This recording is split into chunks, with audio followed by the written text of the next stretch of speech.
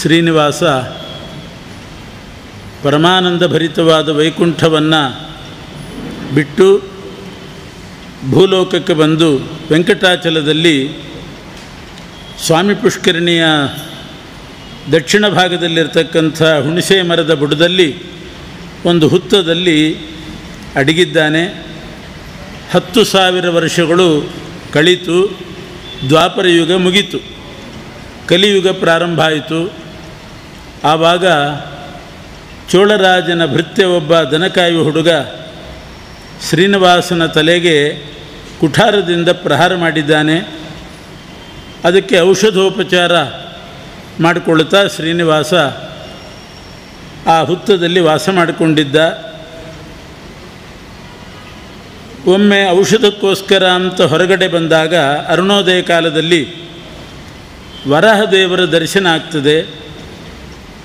ಲೌಕಿಕರಂತೆ ವಿಡಂಬನೆ ಮಾಡ್ತಾ ವರಾಹ ಮತ್ತು ಶ್ರೀನಿವಾಸರು ಇಬ್ಬರೂ ಒಬ್ಬರೇ ಆಗಿದ್ದರೂ ಕೂಡ ಪರಸ್ಪರ ಸಂಭಾಷಣೆ ಮಾಡ್ತಾರೆ. ವರಾಹದೇವರು ಶ್ರೀನಿವಾಸನನ್ನು ನೀನೇನು ಇಲ್ಲಿ ವೈಕುಂಠದಿಂದ ಇಲ್ಲಿವರೆಗೆ ಬಂದಿದ್ದಿ ಏನು ಅಂತ ಕೇಳಿದಾಗ ಶ್ರೀನಿವಾಸ ಎಲ್ಲ ವೃತ್ತಾಂತ ಹೇಳ್ತಾನೆ. ಲಕ್ಷ್ಮೀದೇವಿ ವೈಕುಂಠದಿಂದ ಕೊಲ್ಹಾಪುರಕ್ಕೆ ಹೋದಳು, ಅವಳನ್ನು ಬರಮಾಡಿಕೊಳ್ಳಿಕ್ಕೆ ನಾನು ಇಲ್ಲಿಗೆ ಬಂದೆ. ಈ ಹುತ್ತದಲ್ಲಿ ವಾಸ ಮಾಡಿಕೊಂಡಿದ್ದೆ. 10,000 ವರ್ಷ ಆಯಿತು, ಕಲಿಯುಗ ಪ್ರಾರಂಭ ಆಯಿತು. ಆ ಕುಠಾರ ದನಕ್ಕೆ ಹೊಡಿಬೇಕು ಅಂತ ಹೊಡೆದ, ಅದು ನನ್ನ ತಲೆಗೆ ಬಿತ್ತು. ಅದಕ್ಕೆ ಔಷಧ ಉಪಚಾರ ಮಾಡಿಕೊಂಡು ಇಲ್ಲೇ ಇದ್ದೇನೆ. ನಾನು ಇನ್ನೂ ಇರ್ತೇನೆ, ಕಲಿಯುಗ ಮುಗಿಯುವವರೆಗೆ ಇರ್ತೇನೆ. 100 ಹೆಜ್ಜೆಯಷ್ಟು ಭೂಮಿಯನ್ನು, ಆ ಹುತ್ತದ ಸುತ್ತಮುತ್ತಲು 100 ಪಾದದಷ್ಟು ಭೂಮಿಯನ್ನು ಕೊಡಬೇಕು ಅಂತ ಕೇಳಿದಾಗ ಸ್ಥಳಂ ಮೌಲ್ಯೇನ ಗೃಹ್ಯತಾಂ, ಬೆಲೆ ಕೊಟ್ಟು ತಗೊಳ್ಬೇಕು ಅಂತ ಹೇಳ್ತಾರೆ ವರಾಹದೇವರು. ಇದೆಲ್ಲ ವಿಡಂಬನೆ ಅಷ್ಟೇ. ವರಾಹದೇವರು ಬೇರೆ ಅಲ್ಲ, ಶ್ರೀನಿವಾಸ ಬೇರೆ ಅಲ್ಲ. ಆದರೂ ದುಷ್ಟಜನ ಮೋಹನಕ್ಕೋಸ್ಕರ ಬೇರೆ ಬೇರೆಯವರಂತೆ ನಟನೆ ಮಾಡ್ತಾ ಇದ್ದಾರೆ. ಶ್ರೀನಿವಾಸ ಹೇಳಿದ, ಮುಂದೆ ನನ್ನ ದರ್ಶನಕ್ಕೆ ಬರ್ತಕ್ಕಂಥವರೆಲ್ಲ ಮೊದಲು ನಿನ್ನ ದರ್ಶನ ಮಾಡಲಿ, ನಿನಗೆ ಸೇವೆ ಮಾಡಿಸಲಿ, ಆಮೇಲೆ ನನ್ನ ದರ್ಶನಕ್ಕೆ ಬರಲಿ. ಆವಾಗ ನಿನಗೆ ಪ್ರತಿನಿತ್ಯವೂ ಕೂಡ ಬೆಲೆ ಸಿಗ್ತಾ ಹೋಗ್ತದೆ. ಪ್ರಥಮಂ ದರ್ಶನಂಚ ಸ್ಯಾತ್ ನೈವೇದ್ಯಂ ಕ್ಷೀರಸೇಚನಂ ಇದಮೇವ ವರಂ ದ್ರವ್ಯಂ ದದಾಮಿ, ಇದೇ ನಿನಗೆ ಬೆಲೆ ಕೊಡ್ತೇನೆ ಅಂತ ಹೇಳಿ ಶ್ರೀನಿವಾಸ ದೇವರು ಹೇಳಿದಾಗ ವರಾಹದೇವರು 100 ಪಾದದಷ್ಟು ಭೂಮಿ ಕೊಟ್ಟರು. ಯಾಕೆಂದರೆ ಅದೆಲ್ಲ ವರಾಹದೇವರಿಗೆ ಸೇರಿದ್ದು ಆ ಭೂಮಿ. ಶ್ರೀನಿವಾಸ ಅಷ್ಟು ಭೂಮಿಯನ್ನು ತಗೊಂಡು ಅಲ್ಲಿದ್ದ. ವರಾಹದೇವರು ಬರೀ ಭೂಮಿ ಮಾತ್ರ ಕೊಟ್ಟದ್ದಲ್ಲ, ಬಕುಲಾದೇವಿಯನ್ನು ಕೂಡ ಕಳಿಸಿದರು.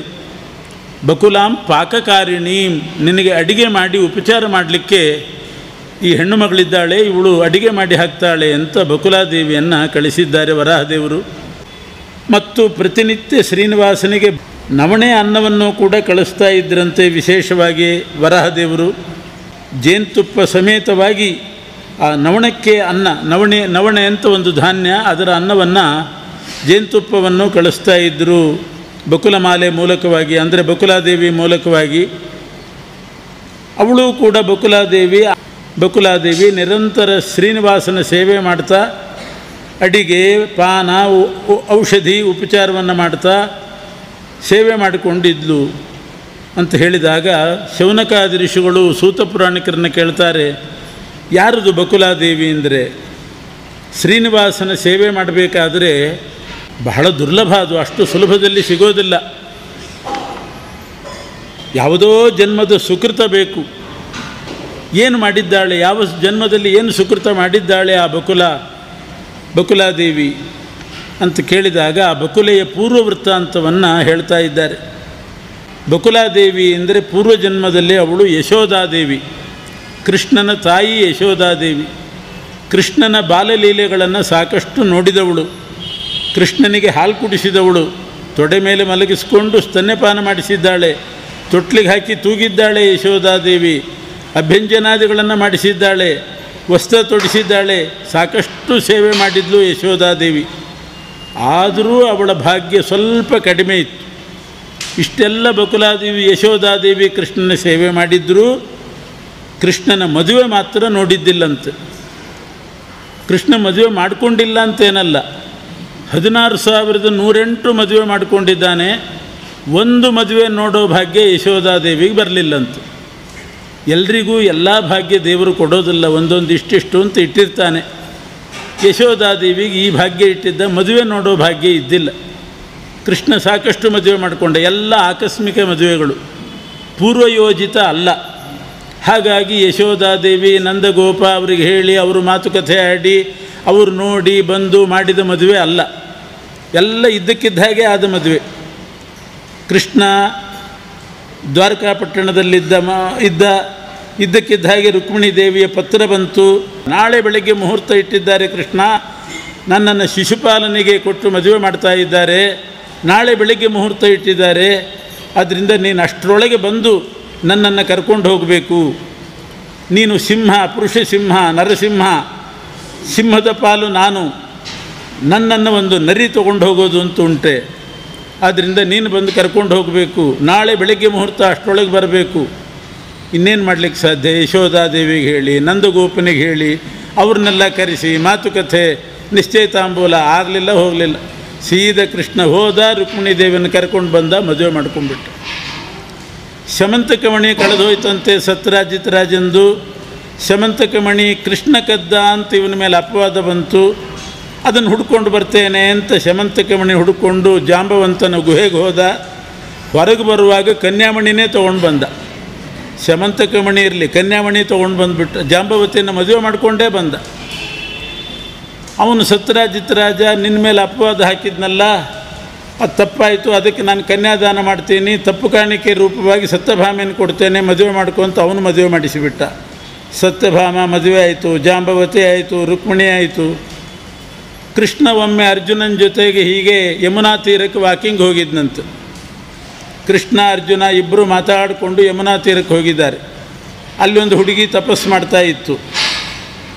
ಗೊತ್ತಿದೆ ಕೃಷ್ಣನಿಗೆ ಯಾರು ಏನು ಅಂತ, ಆದರೂ ಕೃಷ್ಣ ಅರ್ಜುನನ ಕಳಿಸಿದ್ನಂತೆ. ಯಾವುದೋ ಹುಡುಗಿ ತಪಸ್ಸು ಮಾಡ್ತಾ ಇದೆ, ಏನು ಕಷ್ಟ ಕೇಳ್ಕೊಂಡು ಬಾ ಅಂತ. ಅರ್ಜುನ ಬಂದು ಕೇಳಿದ, ಏನಮ್ಮ ಏನು ಕಷ್ಟ ನಿನಗೆ, ಯಾಕೆ ತಪಸ್ಸು ಮಾಡ್ತಿದ್ದಿ? ಕಷ್ಟ ಏನೂ ಇಲ್ಲ, ಇಷ್ಟ ಆಗಬೇಕು, ಅದಕ್ಕೆ ತಪಸ್ಸು ಮಾಡ್ತಿದ್ದೀನಿ ಅಂದವಳು. ಏನು ಇಷ್ಟ ಪ್ರಾಪ್ತಿ ಆಗಬೇಕು ಅಂದರೆ, ಕೃಷ್ಣನೇ ಗಂಡ ಆಗಬೇಕು ಅಂತ ತಪಸ್ಸು ಮಾಡ್ತಿದ್ದೀನಿ ಅಂದ್ಲು. ಅಯ್ಯೋ ಪುಣ್ಯಾತ್ಮ ನನ್ನ ಜೊತೆಗೆ ಬಂದಿದ್ದಾನೆ ಅಂತ ಹೇಳಿದ, ಮದುವೆ ಮಾಡ್ಕೊಂಡು ಬಂದುಬಿಟ್ಟ ಕೃಷ್ಣ. ಕಾಳಿಂದಿ, ಅವಳೇ ಕಾಳಿಂದಿ. ಹೀಗೆ ಸೂರ್ಯನ ಮಗಳು ಯಮುನೆಗೆ ಸೋದರಿ ಆಗಬೇಕು. ಕಾಳಿಂದಿ ಮದುವೆ ಆಯಿತು. ನರಕಾಸುರನ ವಧೆ ಮಾಡಲಿಕ್ಕೆ ಹೋದ, ನರಕಾಸುರನನ್ನು ಕೊಂದ. ಅಲ್ಲಿ 16,100 ಮಂದಿಯನ್ನು ಬಿಡಿಸಿದ. ಅವ್ರು ಹೇಳಿದರು, ನಮ್ಮನ್ನು ಬಿಡಿಸಿದಿ, ಮುಂದೆ ನಮ್ಮ ಗತಿ ಏನು ಅಂದರು. ಮದುವೆ ಮಾಡಿಕೊಂಡು ಸುಖವಾಗಿರ್ರಿ ಅಂತಂದ ಕೃಷ್ಣ. ಯಾರು ಮದುವೆ ಮಾಡ್ಕೋತಾರೆ ನಮ್ಮನ್ನು? ನರಕಾಸುರನ ಬಂಧನದಲ್ಲಿದ್ದವರು ನಾವು. ಎಲ್ಲರೂ ನಮ್ಮ ಮೇಲೆ ಅನುಮಾನ ಪಡ್ತಾರೆ, ಎಲ್ಲರೂ ಅನುಮಾನ ಪಡ್ತಾರೆ, ಯಾರು ಮುಂದೆ ಬರ್ತಾರೆ? ನಮ್ಮ ಗತಿ ಏನು? ಹಗರ್ನ ಮದುವೆ ಮಾಡ್ಕೋತೀನಿ ಎಂದ ಕೃಷ್ಣ. ಅಷ್ಟೂ ಜನರನ್ನು ಮದುವೆ ಮಾಡಿಕೊಂಡು ಇದನ್ನೆಲ್ಲ ಯಶೋಧಾದೇವಿಗೆ ಹೇಳಿದರೆ, ಅಂಥ ಕನ್ಯೆ ಯಾಕೋ ಯಾರ್ದೋ ಬಂಧನದಲ್ಲಿದ್ದವಳು ಬೇಡ ಅಂದ್ಬಿಡ್ತಾಳೆ ಯಶೋಧಾದೇವಿ. ಕೃಷ್ಣನಿಗೆ ಗೊತ್ತು ಅವರೆಲ್ಲ ಏನೂ ಶೀಲಭಂಗ ಆಗಿಲ್ಲ, ಶೀಲಭಂಗ ಆಗದೆ ಪರಿಶುದ್ಧರಾಗಿದ್ದರು ಅನ್ನೋದು ಕೃಷ್ಣನಿಗೆ ಗೊತ್ತು. ಬೇರೆಯವ್ರಿಗೆ ಹೇಗೆ ಗೊತ್ತಾಗ್ತದೆ? ಏನೇನೋ ಅನುಮಾನ ಪಡ್ತಾರೆ. ಅದಕ್ಕೆ ಕೃಷ್ಣ ಯಾರಿಗೂ ಹೇಳಲಿಲ್ಲ, ಕೇಳಲಿಲ್ಲ, ಆಯಿತು ಅಂತ ಮದುವೆ ಮಾಡ್ಕೊಂಡ್ಬಿಟ್ಟು. ಹೀಗೆ 16,108 ಮದುವೆನೂ ಆಯಿತು. ಆದರೆ ಯಶೋಧಾದೇವಿಗೆ ಒಂದು ನೋಡಿಲ್ಲ ಅವಳು. ಅದಕ್ಕೆ ಕೃಷ್ಣಾವತಾರ ಮುಗಿಯುವಾಗ ಯಶೋಧಾದೇವಿ ಕೃಷ್ಣನ ಹತ್ರ ಕೇಳಿಲ್ಲಂತೆ, ಮನಸ್ಸೀದತಿ ಮೇ ಕೃಷ್ಣ ತವ ಕಲ್ಯಾಣ ವೀಕ್ಷಣೆ ದರ್ಶಯ ಸ್ವರಮಾನಾಥ ಜಗದಾನಂದವರ್ಧನ. ಎಲ್ಲ ನೋಡಿದೆ, ನಿನ್ನ ಮದುವೆ ನೋಡಲಿಲ್ಲ, ಮನಸ್ಸಿಗೆ ಬಹಳ ವ್ಯಥೆಯಾಗಿದೆ, ನಿನ್ನ ಮದುವೆ ನೋಡಬೇಕು ಅಂತ ಅನ್ನಿಸ್ತಾ ಇದೆ, ಏನಾದರೂ ಮಾಡಿ ಒಂದು ಮದುವೆ ತೋರಿಸು. ಏನು ಮಾಡಬೇಕು? ಅದು ದೊಡ್ಡ ಸಮಸ್ಯೆ ಆಯಿತು ಕೃಷ್ಣನಿಗೆ. ಕೃಷ್ಣ ಹೇಳ್ತಾನೆ, ಇಲ್ಲಿ ನಿನಗೆ ಅಷ್ಟು ಅಪೇಕ್ಷೆ ಇದ್ದರೆ ಈಗ ಬೇಡ, ನಿನಗೋಸ್ಕರ ನಾನೀಗ ಇನ್ನೊಂದು ಮದುವೆ ಮಾಡಿಕೊಂಡ್ರೆ 16,108 ಮಂದಿ ಮಧ್ಯದಲ್ಲಿ ಅವಳೊಬ್ಬಳು ಸೇರ್ಕೋತಾಳೆ, ಬೆಲೆನೇ ಇಲ್ಲ ಅಂತ ಆಗ್ತದೆ.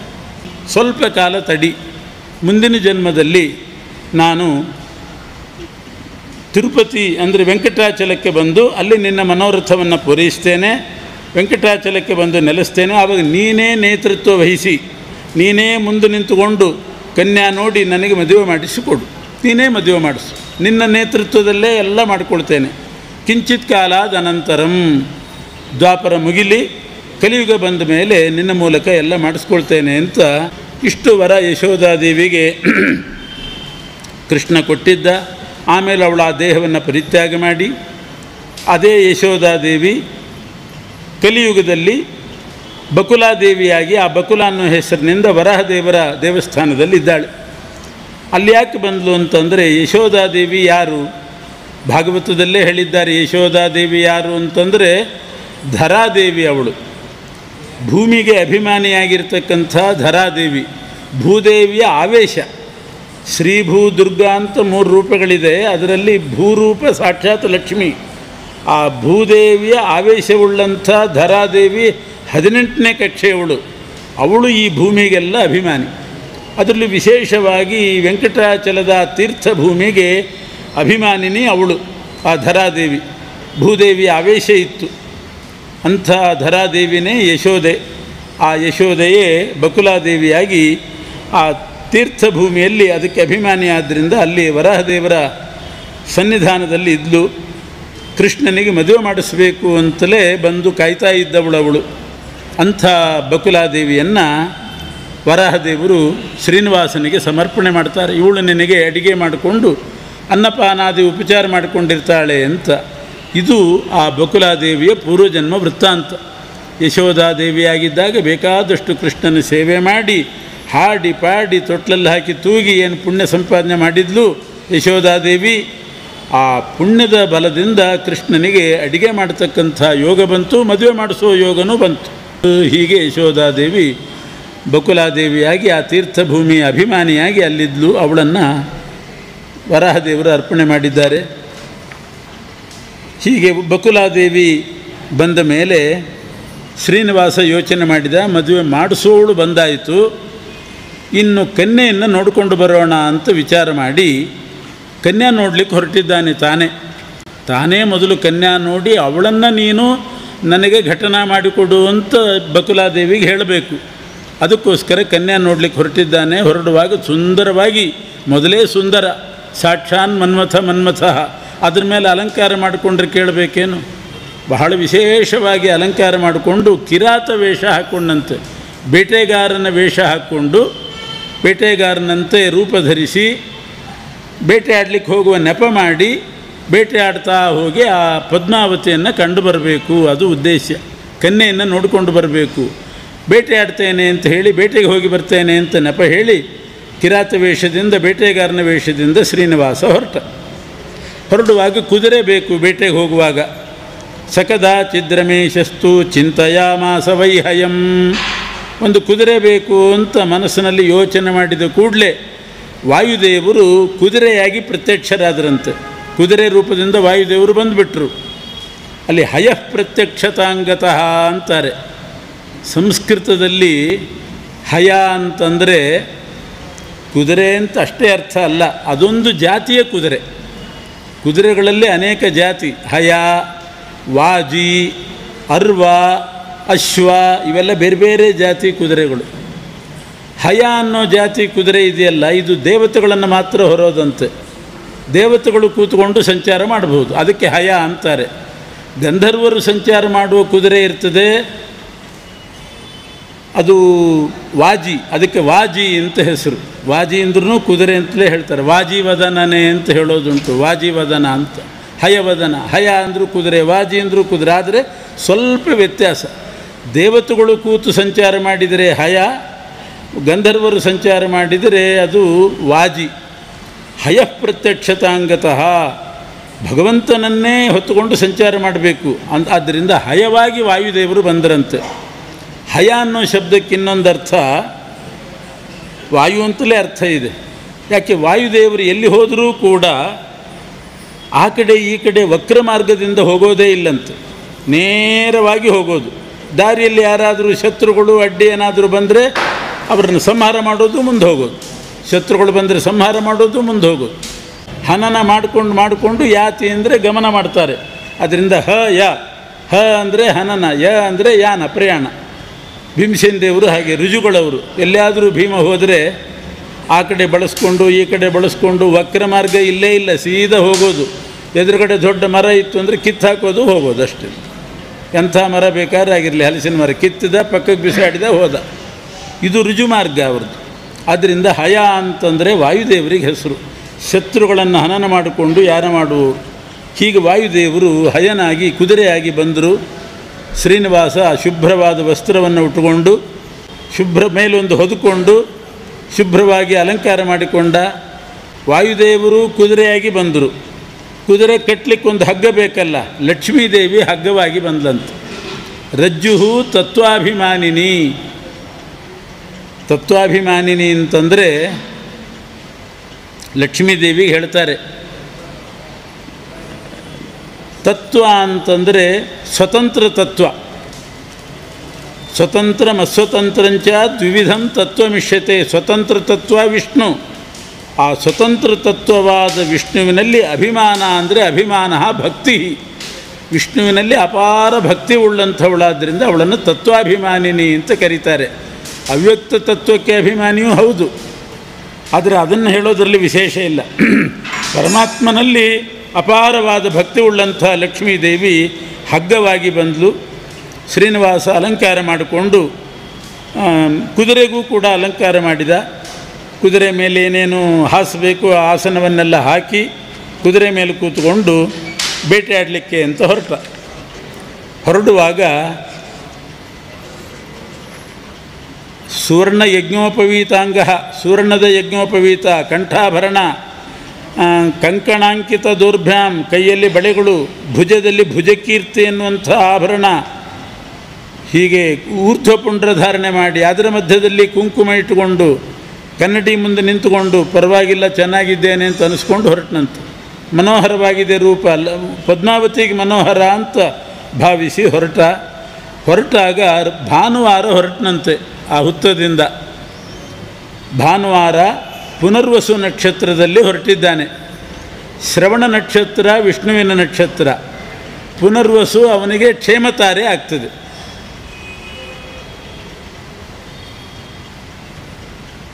ಅದು ತಾರಾಬಲ ಅಂತ ನೋಡ್ತಾರೆ. ತಾರಾಬಲ ನೋಡುವಾಗ ಜನ್ಮ, ಸಂಪತ್, ವಿಪತ್ತು, ಕ್ಷೇಮ, ಪ್ರತ್ಯರ, ಸಾಧಕ, ವಧ, ಮೈತ್ರ, ಪರಮ ಮೈತ್ರ ಅಂತ 9 ಲೆಕ್ಕ. ಆ ಸರಿಯಾಗಿ ಶ್ರವಣ ನಕ್ಷತ್ರದಿಂದ ಪುನರ್ವಸು ನಕ್ಷತ್ರ ಕ್ಷೇಮತಾರೆ ಬರ್ತದೆ. ಭಾನುವಾರ ಕ್ಷೇಮತಾರ, ಅದು ತಾರಾಬಲ ಕ್ಷೇಮತಾರೆ ಬಂತು. ಪುನಃ ವಿಷ್ಣುವಿಂದು ಶ್ರವಣ ನಕ್ಷತ್ರ ವಿಷ್ಣು ನಕ್ಷತ್ರವೇ, ಆದರೆ ಶ್ರೀನಿವಾಸ ಮಾತ್ರ ಕೃಷ್ಣನೇ ಶ್ರೀನಿವಾಸ. ಪ್ರತ್ಯೇಕ ಅವತಾರ ಇಲ್ಲ ಕಲಿಯುಗದಲ್ಲಿ, ಅವನು ತ್ರಿಯುಗಹೂತಿ. ಕೃಷ್ಣನೇ ಶ್ರೀನಿವಾಸನಾಗಿ ಬಂದದ್ದು. ಕೃಷ್ಣನ ನಕ್ಷತ್ರ ರೋಹಿಣಿ ನಕ್ಷತ್ರ. ಆದರೆ ಇವತ್ತಿಗೂ ತಿರುಪತಿಯಲ್ಲಿ ಶ್ರವಣ ನಕ್ಷತ್ರದಲ್ಲೇ ವಿಶೇಷ ಉತ್ಸವ ಎಲ್ಲ ಮಾಡೋದು. ಅದು ವಿಷ್ಣುವಿನ ನಕ್ಷತ್ರ, ಸಾಕ್ಷಾತ್ ವಿಷ್ಣು ಶ್ರೀನಿವಾಸ ಅನ್ನೋ ಅಭಿಪ್ರಾಯ ಒಂದು. ಮತ್ತೊಂದೇನು ಅಂದರೆ ಅವನು ರೋಹಿಣಿ ನಕ್ಷತ್ರದಲ್ಲಿ ಹುಟ್ಟಿದ ಕೃಷ್ಣನೇ ಶ್ರೀನಿವಾಸನಾಗಿ ಭೂಮಿಗೆ ಬರುವಾಗ ಶ್ರವಣ ನಕ್ಷತ್ರ ಇಳಿದಂತೆ. ಭೂಮಿಯಲ್ಲಿ ಇಳಿದದ್ದು ಶ್ರವಣ ನಕ್ಷತ್ರ. ಹಾಗಾಗಿ ಶ್ರೀನಿವಾಸನ ನಕ್ಷತ್ರ ಶ್ರವಣ ನಕ್ಷತ್ರ ಅಂತ ಪರಿಗಣಿತವಾಗಿದೆ. ಆದ್ದರಿಂದ ಕ್ಷೇಮತಾರೆ ಬಂತು. ಭಾನುವಾರನೂ ಸೇರಿತು. ಪುನರ್ವಸು ನಕ್ಷತ್ರ, ಇದಕ್ಕೆ ಧ್ವಜಯೋಗ ಅಂತ ಕರೀತಾರಂತೆ. ಇಂಥ ಧ್ವಜಯೋಗದಲ್ಲಿ ಅವನು ಬೇಟೆಗೆ ಹೊರಟ. ಆ ಧ್ವಜಯೋಗ ಅಂತನ್ನೋದು ಕಾರ್ಯಸಾಧಕ. ಏನು ಕೆಲಸ ಇರ್ತದೆ ಎಲ್ಲ ಸಿದ್ಧಿ ಮಾಡಿ ಕೊಡ್ತದಂತೆ. ಅಂಥ ಧ್ವಜಯೋಗದಲ್ಲಿ ಬೇಟೆಯಾಡಲಿಕ್ಕೆ ಹೊರಟ. ಎಲ್ಲ ಮೃಗಗಳನ್ನು ಬೇಟೆಯಾಡಿದ. ಸಿಂಹ, ಶಾರ್ದೂಲ, ಜಂಬುಕಾನ್, ನರಿ, ಹುಲಿ, ಸಿಂಹ, ಆಮೇಲೆ ಶರಭ ಅಂತ 8 ಕಾಲಿನ ಒಂದು ಮೃಗ, ಕೋಣ, ಇವುಗಳನ್ನೆಲ್ಲ ಬೇಟೆಯಾಡಿ ಬರುವಾಗ ಒಂದು ಆನೆ ಸಿಕ್ತು. ಆನೆಗೆ ಬಾಣ ಬಿಡಬೇಕು ಅಂತ ಹೊರಟ್ರೆ ಆನೆ ಮಾತ್ರ ಬಾಣಕ್ಕೆ ಸಿಗಲೇ ಇಲ್ಲಂತ. ವೇಗವಾಗಿ ಹೋಗ್ತಾ ಇದೆ. ಇವನು ಬೆನ್ನತ್ತಿದ, ಅದು ಇನ್ನೂ ವೇಗವಾಗಿ ಹೋಯಿತು. ಇವನು ಬೆನ್ನತ್ತಿದ. ಏನು ಮಾಡಿದರೂ ಕೂಡ ಆನೆ ಬಾಣಕ್ಕೆ ಸಿಗಲಿಲ್ಲ. ತಪ್ಪಿಸ್ಕೊಂಡು ಮುಂದೆ ಹೋಗ್ತಾ ಇದೆ. ಇವನಿಗೂ ಛಲ ಬಂತು ಶ್ರೀನಿವಾಸನಿಗೆ, ಇದೇನು ಆನೆ ತಪ್ಪಿಸ್ಕೊಳ್ತಿದೆಯಲ್ಲ ಅಂತ ಛಲದಿಂದ ಬೆನ್ನತ್ತಿದ. ಪೂರ್ತಿ ಬೆಟ್ಟ ಇಳಿದು ಆನೆ ನಾರಾಯಣಪುರಕ್ಕೆ ಬಂದು ಅಲ್ಲೊಂದು ಹೂತೋಟದ ಹತ್ತಿರ ಅಲ್ಲಿ ತನಕ ಬಂತು. ಶ್ರೀನಿವಾಸನು ಹಿಂದೆ ಕುದುರೆ ಮೇಲೆ ಬರ್ತಾ ಇದ್ದಾನೆ. ಆ ನಾರಾಯಣಪುರದ ಹೂತೋಟಕ್ಕೆ ಬಂದಂಥ ಆನೆ ಇದ್ದಕ್ಕಿದ್ದ ಹಾಗೆ ಅಲ್ಲಿ ನಿಂತು ಹಿಂತಿರುಗಿ ಶ್ರೀನಿವಾಸನ ಕಡೆ ತಿರುಗಿ ಬಗ್ಗಿ ಮುಂದಿನ ಕಾಲೆರಡು ಮಡಿಚಿ ಬಗ್ಗಿ ನಮಸ್ಕಾರ ಮಾಡಿ ಸೊಂಡೆಲೆತ್ತಿ ಒಂದು ರೀತಿ ಗೀಳಿಡೋದು ಅಂತಾರೆ, ಕೂಗಿ ಗರ್ಜನೆ ಮಾಡಿ ಮಾಯವಾಗಿ ಹೋಯ್ತಂತೆ. ಬೆನ್ನತ್ತಿ ಬಂದಿದ್ದ ಬೇಟೆಗಾರ ಶ್ರೀನಿವಾಸ ಆನೆ ನಾಪತ್ತೆ, ಎಲ್ಲಿ ಹೋಯಿತು ಅಂತ ಆಚೆ ನೋಡುವಾಗ ಆನೆ ಎಲ್ಲೂ ಕಾಣಲಿಲ್ಲ. ಅಲ್ಲೊಂದು ಹೂತೋಟದಲ್ಲಿ ಪದ್ಮಾವತಿ ಕಂಡ್ಲು ಅಷ್ಟೇ. ಆನೆಯನ್ನು ಹುಡುಕೊಂಡು ಬಂದರೆ ಪದ್ಮಾವತಿ ಕಂಡ್ಲು. ಯಾವುದದು ಆನೆ? ಇದ್ದಕ್ಕಿದ್ದ ಹಾಗೆ ಮಾಯ ಆಗೋದು ಅಂದರೆ ಏನು ಅಂದರೆ ಅದು ಆ ಆನೆ ಬೇರೆ ಯಾವುದೋ ಆನೆ ಅಲ್ಲ, ಭಾಗವತದ ಆನೆ. ಅದು ಭಾಗವತದಲ್ಲಿ ಅಷ್ಟಮ ಸ್ಕಂಧದಲ್ಲಿ ಗಜೇಂದ್ರ ಮೋಕ್ಷ ಅಂತ ಒಂದು ಕಥೆ ಬರ್ತದೆ. ಒಂದು ಆನೆ ಎಲ್ಲ ಕಡೆ ಬಿಸಿಲಲ್ಲಿ ಅಡ್ಡಾಡಿ ಬಾಯಿ ಒಣಗಿ ನೀರು ಕುಡಿಬೇಕು ಅಂತ ಒಂದು ಸರೋವರಕ್ಕೆ ಬಂತು. ಅಲ್ಲಿ ಒಂದು ಮೊಸಳೆ ಆನೆಯನ್ನು ಹಿಡ್ಕೊಂಡು ಏನು ಮಾಡಿದರೂ ಬಿಡಲಿಲ್ಲ. ಸಮಾಸಹಸ್ರಂ ವ್ಯಗಮನ್ಮಹೀಪತೆ ಸಪ್ರಾಣಯೋಶ್ಚಿತ್ರಮಮಂ ಸತಾಮರಾ. ಸಮಾಸಹಸ್ರಂ ವ್ಯಗಮನ್ಮಹೀಪತೆ. ಎಷ್ಟೋ ದಿವಸ ಕಳೆದೋಯ್ತು, ಮೊಸಳೆ ಬಿಡ್ತಾನೇ ಇಲ್ಲ. ನೀರಿಗೆಳಿತದೆ, ಆನೆ ಮೇಲೆ ಕೆಳಿತದೆ, ಮೊಸಳೆ ನೀರಿಗೆಳಿತದೆ. ಈ ಹೋರಾಟ ನಡೆದು ಇನ್ನು ಪ್ರಾಣ ಸಂಕಟ ಬಂತು, ಪ್ರಾಣ ಹೋಗ್ತದೆ ಅಂತಾದಾಗ ಆನೆ ಪ್ರಾಗ್ಜನ್ಮನ್ಯನು ಶಿಕ್ಷಿತಂ, ಹಿಂದಿನ ಜನ್ಮದಲ್ಲಿ ಇಂದ್ರದ್ಯುಮ್ನ ಅಂತ ಒಬ್ಬ ರಾಜನಾಗಿದ್ದ, ಆವಾಗ ಏನು ಸ್ತೋತ್ರ ಮಂತ್ರ ಕಲಿತಿದ್ದ, ಆ ಸಂಸ್ಕಾರದಿಂದ ಪರಮಾತ್ಮನ ಸ್ಮರಣೆ ಬಂದು ಭಗವಂತನನ್ನು ಸ್ತೋತ್ರ ಮಾಡಿದ. ನಾರಾಯಣಾಖಿಲ ಗುರು ಭಗವನ್ ನಮಸ್ತೆ ಅಂತ ಭಗವಂತನ ಸ್ಮರಣೆ ಮಾಡಿದ ಕೂಡಲೇ ಪರಮಾತ್ಮ ಬಂದು ತತ್ಕಾಲದಲ್ಲಿ ಆನೆಯನ್ನು ಉದ್ಧಾರ ಮಾಡಿದ, ಮೊಸಳೆಯನ್ನು ಭೇದಿಸಿದ, ಚಕ್ರದಿಂದ ಆನೆಯನ್ನು ಬಿಡುಗಡೆ ಮಾಡಿದ. ಇದೇ ಗಜೇಂದ್ರ ಮೋಕ್ಷ. ಅವತ್ತು ಬಿಡುಗಡೆ ಹೊಂದಿದ್ದು ಇದು 4ನೇ ಮನ್ವಂತರದ ಕಥೆ. ಗಜೇಂದ್ರ ಮೋಕ್ಷ ನಡೆದದ್ದು 4ನೇ ಮನ್ವಂತರದಲ್ಲಿ. ಈ ಶ್ರೀನಿವಾಸ ಬಂದದ್ದು 28ನೇ ಕಲಿಯುಗದಲ್ಲಿ. 28ನೇ ಕಲಿಯುಗ ಅದು ವೈವಸ್ವತ ಮನ್ವಂತರ. 7ನೇ ಮನ್ವಂತರದ 28ನೇ ಕಲಿಯುಗ, 4ನೇ ಮನ್ವಂತರದ ಆನೆ ಅದು. ಅವತ್ತಿನಿಂದ ಕಾಯ್ತಾ ಇತ್ತಂತೆ ಶ್ರೀನಿವಾಸನ ಸೇವೆ ಏನಾದರೂ ಮಾಡಬೇಕು. ನನ್ನನ್ನು ಆನೆ ಇದು ಮೊಸಳೆ ಬಾಯಿಂದ ಬಿಡಿಸಿದ್ದಾನೆ, ಆ ಭಗವಂತನ ಸೇವೆ ಮಾಡಬೇಕು ಅಂತ ಕಾಯ್ತಾ ಇತ್ತಂತೆ. ಅದಕ್ಕೆ ಚಾನ್ಸ್ ಸಿಕ್ಕಿದ್ದು 28ನೇ ಕಲಿಯುಗದಲ್ಲಿ.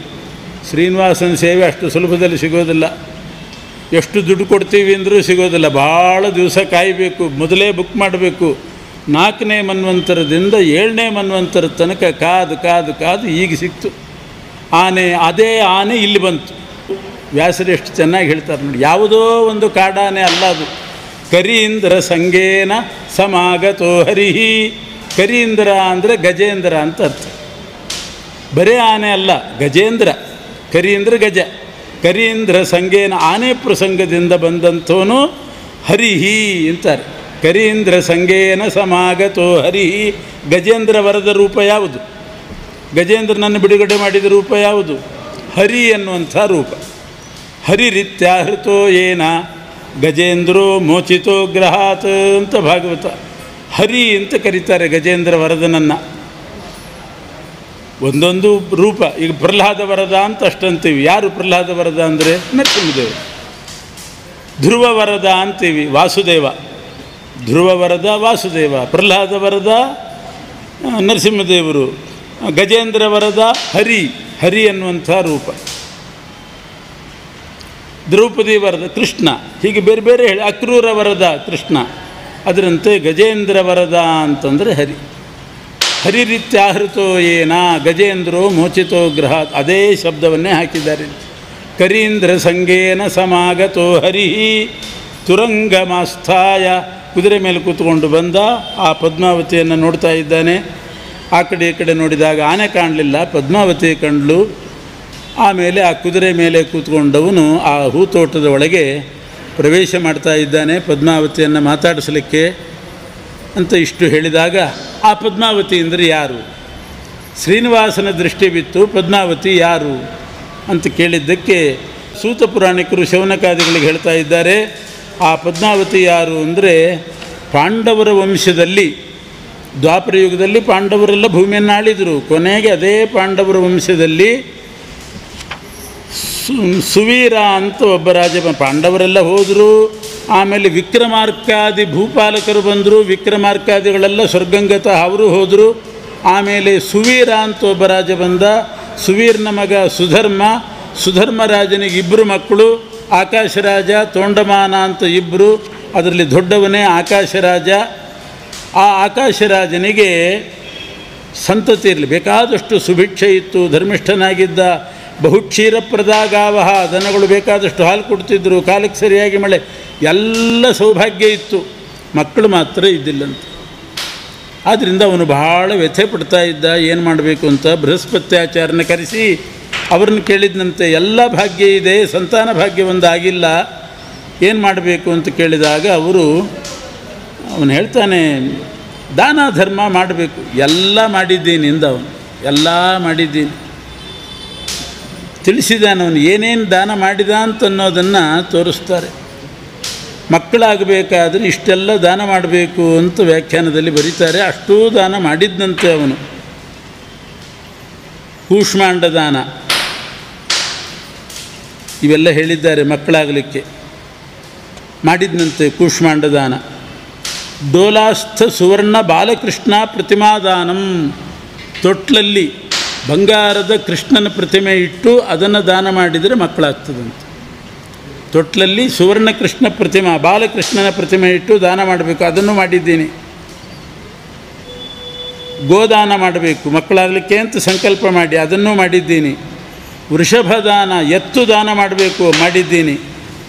ರಿಕ್ತ ವಿಪ್ರವರ ಕನ್ಯೆಯೋ ಕಲ್ಯಾಣಂ, ಬಡವರಾಗಿರ್ತಕ್ಕಂಥ ಬ್ರಾಹ್ಮಣಿಯರಿಗೆ ವಿವಾಹ ಮಾಡಿಸ್ಬೇಕಂತೆ ತಾನು ಖರ್ಚಿಟ್ಟುಕೊಂಡು, ಅದು ಮಾಡಿದ್ದೀನಿ. ಪಾಪ ಬಡವರಿರ್ತಾರೆ, ಅವರಿಗೆ ಮದುವೆ ಮಾಡಿಸಿದ್ದೀನಿ. ಕೂಷ್ಮಾಂಡ ದಾನ ಮಾಡಿದ್ದೀನಿ. ದೊಡ್ಡ ಕುಂಬಳಕಾಯಿ ತರಬೇಕಂತೆ, ಅದ್ರ ತುಂಬ ಎಳ್ಳೆಣ್ಣೆ ಹಚ್ಚಬೇಕು, ಅದಕ್ಕೆ ಕರಿ ಎಳ್ಳು ಮೆತ್ತಬೇಕು. ಬರೇ ಕರಿ ಎಳ್ಳು ಮೆತ್ತಿ ದಾನ ಕೊಡಬೇಕು. ಯಾರೂ ತೊಗೊಳ್ಳೋದಿಲ್ಲ, ಕುಂಬಳಕಾಯಿ ದಾನನೇ ತೊಗೊಳ್ಳೋದಿಲ್ಲ, ಎಳ್ಳು ತೊಗೊಳ್ಳೋದಿಲ್ಲ, ಎಳ್ಳೆಣ್ಣೆ ತೊಗೊಳ್ಳೋದಿಲ್ಲ. ಕುಂಬಳಕಾಯಿ ಅದಕ್ಕೆ ಎಳ್ಳೆಣ್ಣೆ ಹಚ್ಚಿ ಎಳ್ಳು ಮೆತ್ತಿ ದಾನ ಕೊಡಬೇಕಂತ. ಅದಕ್ಕೆ ಹೇಳಿದರು ವ್ಯಾಸರು, ಬರೀ ಅಷ್ಟೇ ಅಲ್ಲ, ಅದಕ್ಕೊಂದು ಬಂಗಾರದ ಮುರು ಚುಚ್ಚಬೇಕು, ಆವಾಗ ತಗೋತಾರೆ ಅಂತ. ಬಂಗಾರದ ಇಷ್ಟು ದೊಡ್ಡ ತಂತಿ ಇದ್ದು ಮುರು ಅಂತಾರೆ, ಬಂಗಾರದ ಮುರು ಅಂತ. ಅದನ್ನು ಚುಚ್ಚಿದ ಅಥವಾ ಉಂಗುರನೋ ಏನೋ ಒಂದು ಆ ಕುಂಬಳಕಾಯಿಗೆ ಚುಚ್ಚಿದರೆ ಅದನ್ನು ದಾನ ಕೊಟ್ಟರೆ ಮಕ್ಕಳಾಗ್ತದೆ. ಹೀಗೆ ಕೂಷ್ಮಾಂಡ ದಾನ ಮಾಡಿದ್ದೀನಿ. ದೀಪದಾನ ಅದಂತೂ ಪ್ರಸಿದ್ಧ. ದೀಪದಾನ ಮಾಡಿದರೆ ಸಂತಾನ ಆಗ್ತದೆ ಅನ್ನೋದು. ದೀಪ ಸಂಯೋಜನಾ ಜ್ಞಾನಂ ಪುತ್ರ ಲಾಭೋ ಭವೇ ಧ್ರುವಂ ಅಂತ ದೀಪದಾನ. ಭೂದಾನ, ಗೃಹದಾನ, ಪಾಯಸ ದಾನ ಮಾಡಬೇಕಂತೆ. ಮಕ್ಕಳಿಗೆ, ಸಣ್ಣ ಸಣ್ಣ ಮಕ್ಕಳಿಗೆ ಹಾಲು ದಾನ ಮಾಡಬೇಕಂತೆ. ಸಣ್ಣ ಮಕ್ಕಳಿಗೆ, ಕೂಸುಗಳಿಗೆ ಹಾಲು ಕುಡಿಸ್ಬೇಕು, ಅದನ್ನೂ ದಾನ ಮಾಡಿದ್ದೀನಿ. ಆದರೂ ಮಕ್ಕಳಾಗಿಲ್ಲ. ತೀರ್ಥಯಾತ್ರೆ ಮಾಡಬೇಕಂತೆ, 2 ಸಲ ತೀರ್ಥಯಾತ್ರೆ ಮಾಡಬೇಕು, ಮಾಡಿದ್ದೀನಿ. 2 ಸಲ ತೀರ್ಥಯಾತ್ರೆ ಮಾಡಿದ್ದೀನಿ, ಆದರೂ ಆಗಿಲ್ಲ. ಏನು ಮಾಡೋದು ಅಂತ ಬೃಹಸ್ಪತ್ಯಾಚಾರ್ಯ ಹತ್ರ ಕೇಳಿದಾಗ, ಯಜ್ಞ ಮಾಡು ಆಗ್ತದೆ ಅಂತಂದರು. ಆವಾಗ ಅವನು ಒಂದು ಯಜ್ಞ ಮಾಡಬೇಕು ಅಂತ ಹೊರಟಿದ್ದಾನೆ. ಭೂಶೋಧನೆ ಮಾಡಿ ಮೇಲಿನ ಅಶುದ್ಧವಾದ ಮಣ್ಣೆಲ್ಲ ತೆಗೆದು ಭೂಶೋಧನೆ ಮಾಡಿ ನೇಗಿಲಿನಿಂದ, ಆಮೇಲೆ ಅಲ್ಲೊಂದು ವೇದಿಕೆ ಕಟ್ಟಿ, ಶುದ್ಧವಾದ ಮಣ್ಣಿನಿಂದ ವೇದಿಕೆ ಕಟ್ಟಿ, ವೇದಿಕೆ ಮೇಲೆ ಯಜ್ಞ ಮಾಡಬೇಕು. ಅದಕ್ಕೋಸ್ಕರ ಅಂತ ಭೂಶೋಧನೆ ಮಾಡುವಾಗ ದಿವ್ಯವಾದ ಒಂದು ಕಮಲ ನೋಡ್ತಾನೆ. ಭೂಮಿಯ ಕೆಳಗಡೆ ಕಮಲ ನೋಡಿದ. ಆ ಕಮಲದಲ್ಲಿ ಒಂದು ಹೆಣ್ಣು ಕೂಸು ನೇಗಿಲಿನಿಂದ ಊಳುವಾಗ ಭೂಗರ್ಭದಲ್ಲಿ ಹೆಣ್ಣು ಕೂಸು ಸಿಕ್ತು. ಎಷ್ಟೋ ದಿವಸ ಮಕ್ಕಳಿಲ್ಲ ಅಂತ ಪರಿತಪಿಸ್ತಾ ಇದ್ದವನಿಗೆ ಒಳ್ಳೆ ಬೇಸಿಗೆಯಲ್ಲಿ ತಣ್ಣೀರು ಸಿಕ್ಕ ಹಾಗಾಯಿತು. ಆ ಹೆಣ್ಣು ಮಗುವನ್ನು ಎತ್ಕೊಂಡ, ಆನಂದದಿಂದ ಎತ್ಕೊಂಡ್ಬಿಟ್ಟ. ಮರುಕ್ಷಣದಲ್ಲಿ ಚಿಂತೆ ಶುರುವಾಯಿತಂತವನಿಗೆ. ಅಯ್ಯೋ, ನಾನೇನೋ ಮಕ್ಕಳಿಲ್ಲ ಅಂತ ಈ ಮಗುವನ್ನು ಎತ್ಕೊಂಡ್ಬಿಟ್ಟೆ, ಬೆಳೆಸಿ ದೊಡ್ಡದಾದ ಮೇಲೆ ಯಾರಿಗೆ ಕೊಟ್ಟು ಮದುವೆ ಮಾಡಲಿ? ಹುಟ್ಟಿದಾಗಲೇ ಚಿಂತೆ ಅಂತದು. ಹುಟ್ಟಿದಾಗ ಸ್ವಜನರಿಗೆಲ್ಲ ದುಃಖ ಆಗ್ತದಂತೆ. ಹೆಣ್ಣ ಅಂದುಬಿಡ್ತಾರಂತೆ. ಮಧ್ವಾಚಾರ್ಯ ಹೇಳ್ತಾರೆ, ಹೆಣ್ಣ ಅಂತ ರಾಗ ಇಳಿಬಾರ್ದು. ಹೆಣ್ಣು ಮಗು ಹುಟ್ಟಿದರೆ ಕನ್ಯೋದಿತಾಬತ ಕುಲದ್ವಯ ತಾರಿಣೀತಿ. ಗಂಡು ಮಗು ಹುಟ್ಟಿದರೆ 1 ಕುಲ ಉದ್ಧಾರ, ಹೆಣ್ಣು ಮಗು ಹುಟ್ಟಿದರೆ 2 ಕುಲ ಉದ್ಧಾರ. ಒಂದು ಯಾವ ಕುಲದಲ್ಲಿ ಹುಟ್ಟಿರ್ತದೆ ಆ ಕುಲನೂ ಉದ್ಧಾರ ಮಾಡ್ತಾಳಂತೆ. ಯಾವ ಕುಲಕ್ಕೆ ಹೋಗಿ ಸೇರ್ತಾಳೆ ಆ ಕುಲ ಉದ್ಧಾರ ಮಾಡ್ತಾಳಂತೆ. ಆದರೆ ಜನರು ಮಾತ್ರ ಅದನ್ನು ತಿಳ್ಕೊಳ್ಳದೆ ಸಂಭವೇ ಸ್ವಜನ ದುಃಖಕಾರಿಕ ಸಂಪ್ರದಾನ ಸಮಯೇರ್ಥಹಾರಿಕ. ಇನ್ನು ವರ ಗೊತ್ತು ಮಾಡಿಕೊಂಡು ಮದುವೆ ಮಾಡಿಕೊಡುವಾಗ ಅರ್ಥಹಾರಿಕ, ಸಂಪಾದನೆ ಮಾಡಿದ ಅರ್ಥ ಎಲ್ಲ ಗೋವಿಂದಾಗಿ ಹೋಗಿಬಿಡ್ತದೆ. ಅಷ್ಟು ವರದಕ್ಷಿಣೆ, ಉಪಚಾರ, ವೈಭವ, ಮದುವೆ ಅದಕ್ಕೆ ಖರ್ಚಾಗಿಬಿಡ್ತೀವಿ.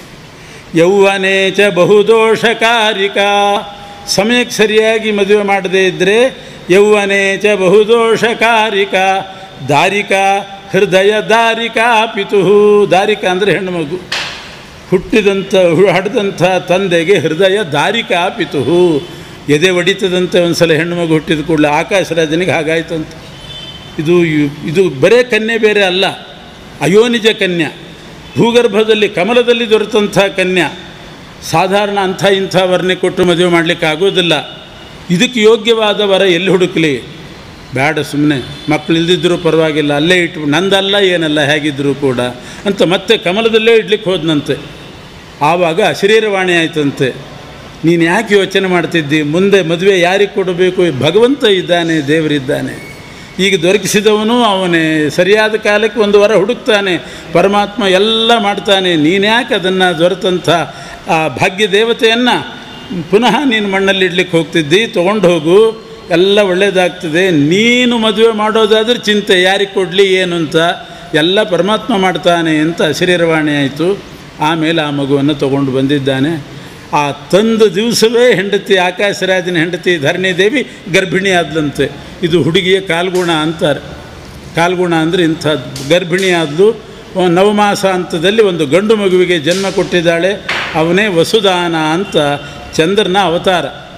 ಚಂದ್ರ ಮತ್ತು ಲಕ್ಷ್ಮಿ ಕ್ಷೀರ ಸಮುದ್ರದಲ್ಲಿ ಒಟ್ಟಿಗೆ ಹುಟ್ಟಿದ್ರು. ಇಲ್ಲಿಯೂ ಲಕ್ಷ್ಮಿಗೆ ತಮ್ಮನಾಗಿ, ಪದ್ಮಾವತಿಗೆ ತಮ್ಮನಾಗಿ ವಸುದಾನ ಅನ್ನುವ ಮಗ ಹುಟ್ಟಿದ್ದಾನೆ. ಅವನ ಚರಿತ್ರೆಯನ್ನು ನಾಳೆ ಮುಂದುವರಿಸಿ.